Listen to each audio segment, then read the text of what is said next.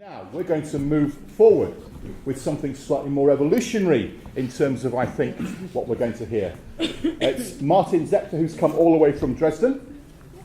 And Martin, if you'd like to join me on stage, he's going to talk about theatre subversion and his Theatrale subversion walk that he created in Dresden.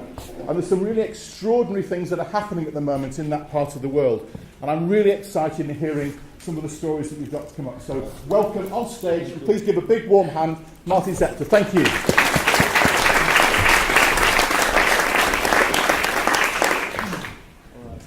Can you hear me? Yeah. All right. Thank you very much. Dear colleagues, thank you very much for the invitation to speak here at Platform Shift. Today I want to introduce you to a project I did exactly 1 year ago with my artist collective Theatrale Subversion in Dresden. Theatrale Subversion is an artist collective and network I founded 11 years ago in Hildesheim, where most of the actual members met studying cultural sciences, which is at this university like a mixture of theory and practice of arts. Our members' core consists of about 5 to 10 artists who have different focus areas like filmmaking, stage and costume design, directing, acting, composing, new media, philosophy, performance art, or pedagogics. But we all meet somehow in our interest in experimental theater, which for us means looking for new approaches to create interdisciplinary, transmedial, participatory hybrids in between the traditional art genres. We work project-based and form a new team with different structures and responsibilities for every production, and we deal mainly with political issues. 3 years ago, we moved from Hildesheim to Dresden for a 2 years residency in a smaller venue, which is in a district which is the beautiful center of the alternative lifestyle in Dresden, the so-called Neustadt. The idea of our residency was to make kind of expeditions into society by getting to know different social groups and to develop or discuss their ideas and visions for society by creating an adequate artistic hybrid for every topic. So Dresden-Neustadt, like many young alternative districts, is changing quite rapidly at the moment, and it is threatened with gentrification. So, for example, the average level of rents has risen more than 30% in the last 5 years. So for us it was time to make a production about gentrification, and for hopefully obvious reasons we wanted to do that in public space. And as a coincidence, about 2 months before the production started, one of our collective members had just finished his diploma thesis about theme parks. So our first idea was to turn the whole district into a huge theme park where the audience would pay for a kind of, let's call it fabricated, hyper-realistic pseudo-authenticity. Well, and where we would like sell all the things that are happening there anyways as something really, really special by framing them as attractions. But after we sadly had to realize that our financial and personal resources would not be enough for an idea that big, we slightly transformed the concept and decided to make a video walk instead. With this quite new and challenging genre, I don't even know if you know it, but I'll explain later. We hope to preserve as much of our amusement park idea as possible, but spare a lot of resources by only having to bring the huge cast together only once for the shooting of the film. So that was also important because most of the cast was consisting of amateurs, our friends and people we met in the research process. So what is the video walk? All right. For for those who never heard about it, I would describe it, a video walk as a walk through a certain space, which could be a building or a park, or as in our case, a whole district. And that walk is captured with a video camera from a point of view perspective. So in the actual performance situation, the audience gets a device, which in our case was an Xperia smartphone sponsored by Sony, and follows the video on the screen to make exactly the same walk as is seen in the video. So the video kind of guides you through the neighborhood. We send our visitors on their way one after another with a delay of about 1 minute in between each. So the special two things about video walks are that the walker is forced to synchronize the video with the reality as he's walking. So there's something he sees on the screens, and that's his orientation, and he follows the screen and is always forced to synchronize with what he actually sees in reality. This, of course, gives the possibility, which is the second interesting thing about it, to slightly alter the reality on the video you make in comparison to the real world. So you can create awareness and raise questions for certain issues. So this picture should explain it. In the corner on the left, you see one of the audience, one of our visitors. That is how they were guided through the district. On the right down picture, you see actually the view that the visitor has, and on the right, in the right upper corner, you see what's actually on the screen.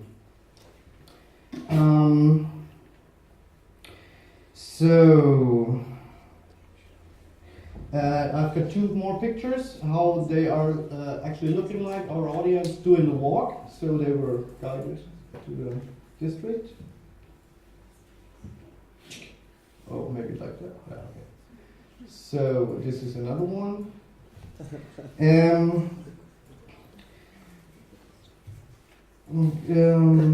So together with the smartphones, we gave them these blue sun protection caps, so they had a better view on their screens, but also were actually marked as members of the audience.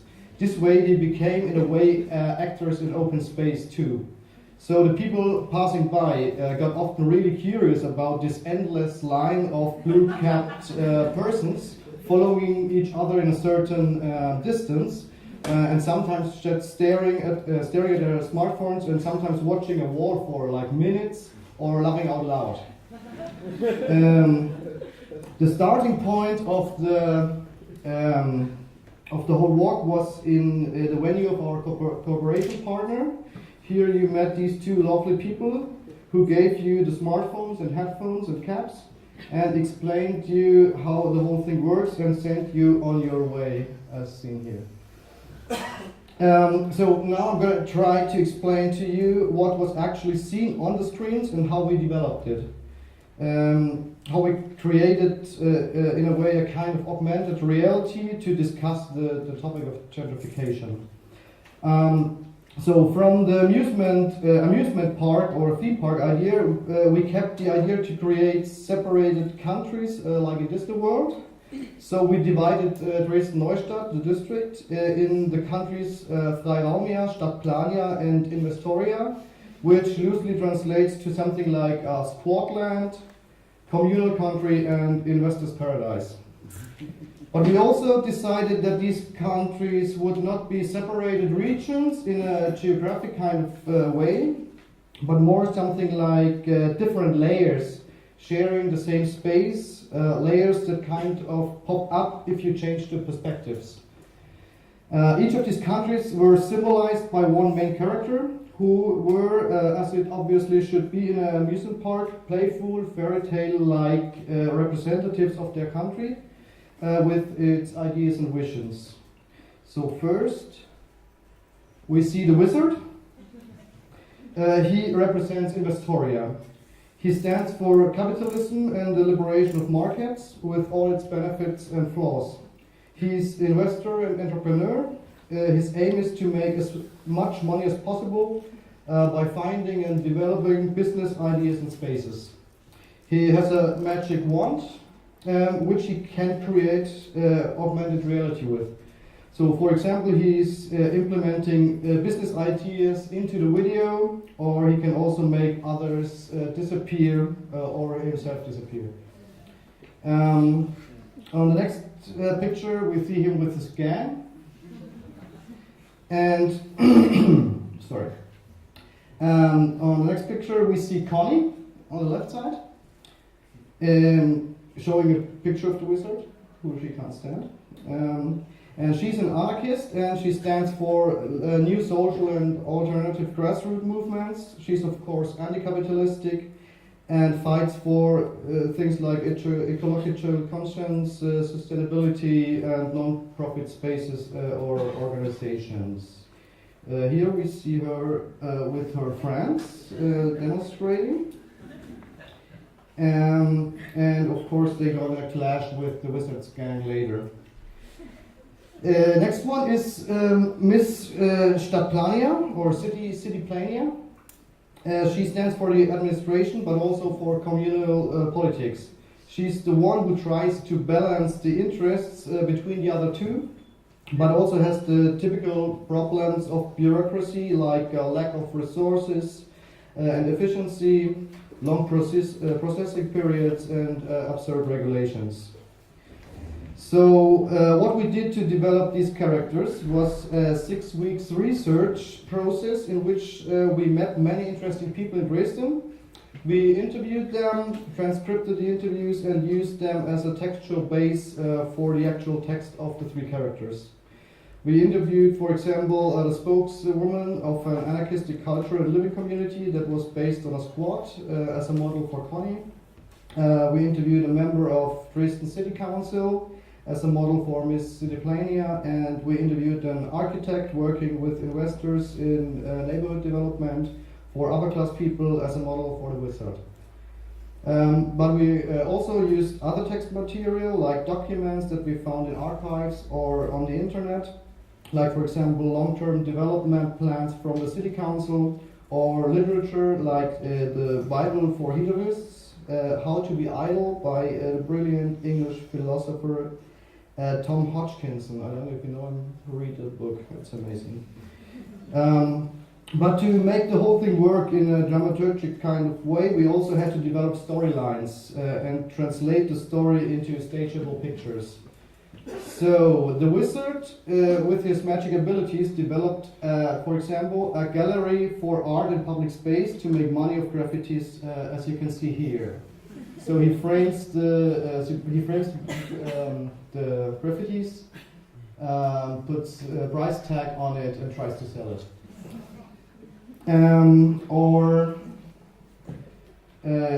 Here you see that he turned one of the most important public spots in the heart of Dresden-Neustadt. It's a crossing where during the summertime hundreds of people sit, talk, drink beer, and make music, into an actual amusement park with cultural program and entrance fee for tourists.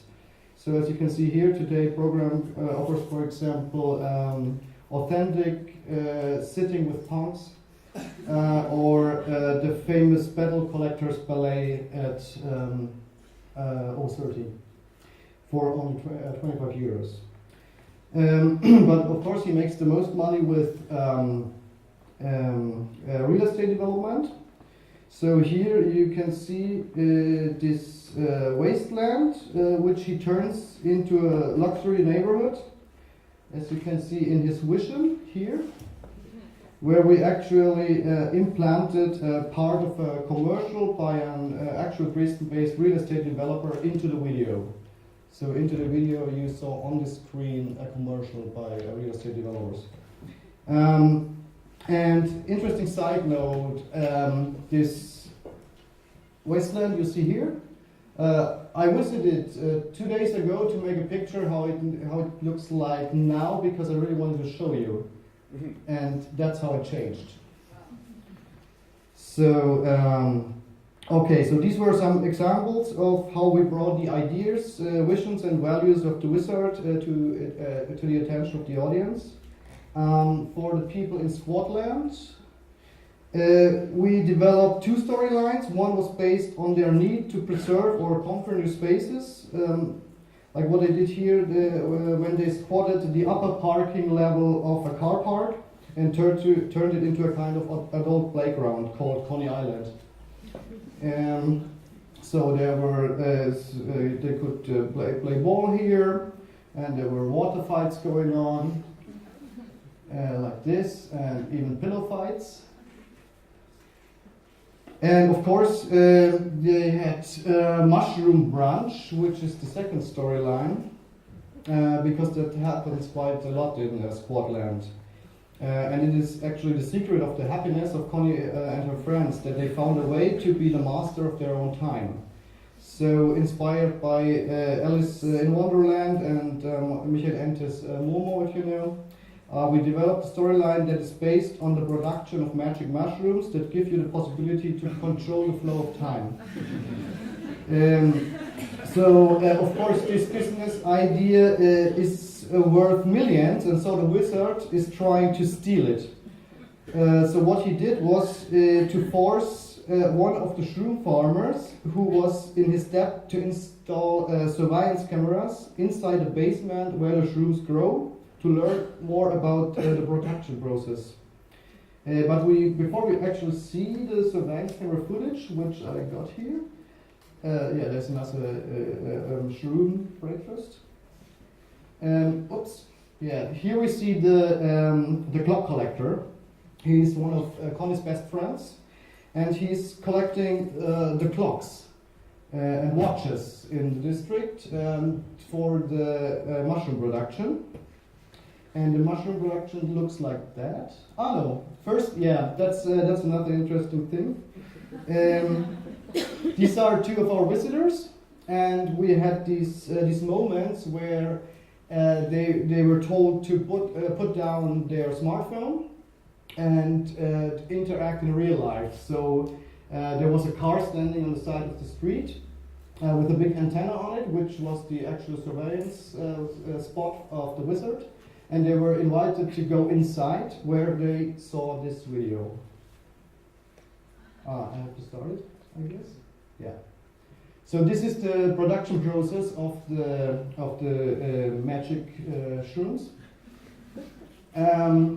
On the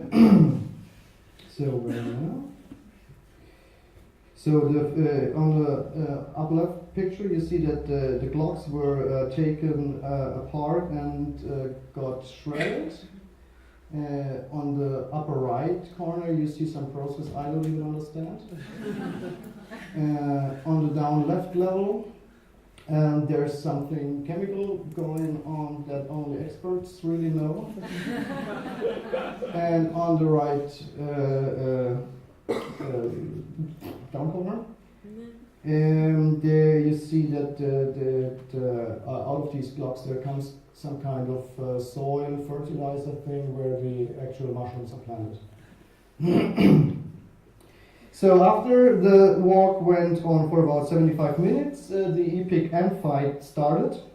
A huge battle between Connie and her friends, and Connie and her friend on one side, and the wizard and his gang on the other side, while Mr. Deplania served as a kind of referee and was counting the points. So here we see some pictures of the end fight. The gangs meet each other on the streets. Then they pull a rope. Then they were actually like hitting hard in the face. He's getting forced to eat shrooms to calm down a bit. It's actually me. And here's Miss Cityplania with the counting. And the end of the walk was that the people you saw earlier, you got your smartphone came to take you back to the venue and say, this is going on for years and years, just come back, stuff like that. So, just a second.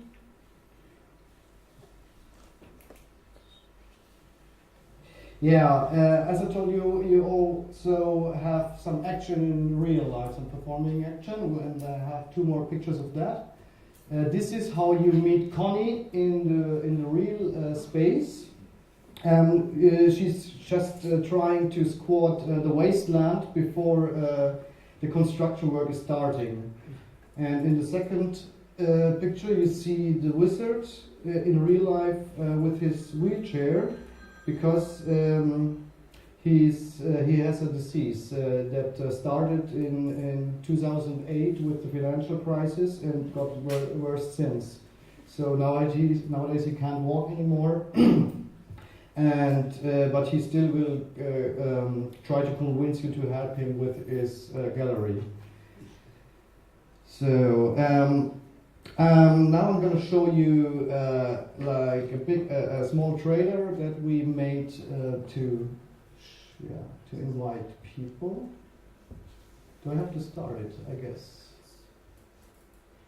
Yeah.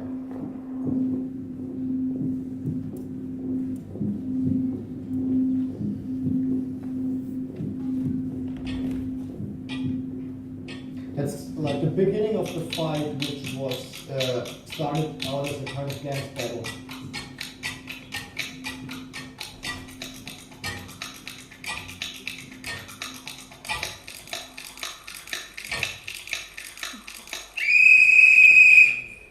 Jetzt geht's los.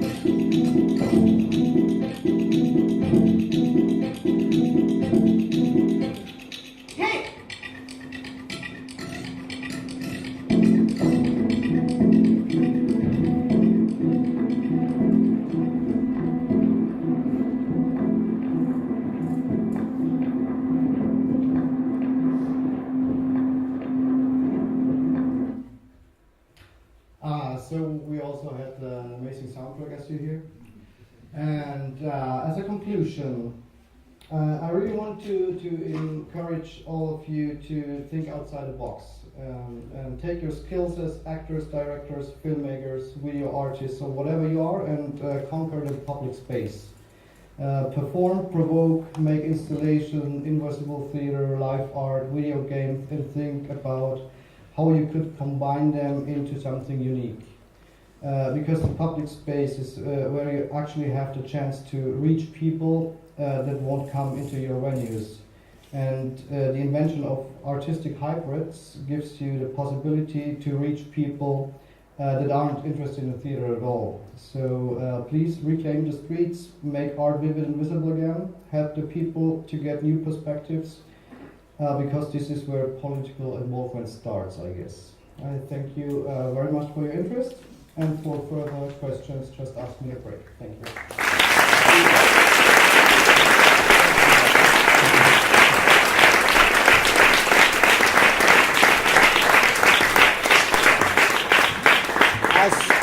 Thank you very much. Thank you, Martin. And in fact, I think you are a bit of a wizard because you've actually shifted time, and in so much so, we're going to have a short break now.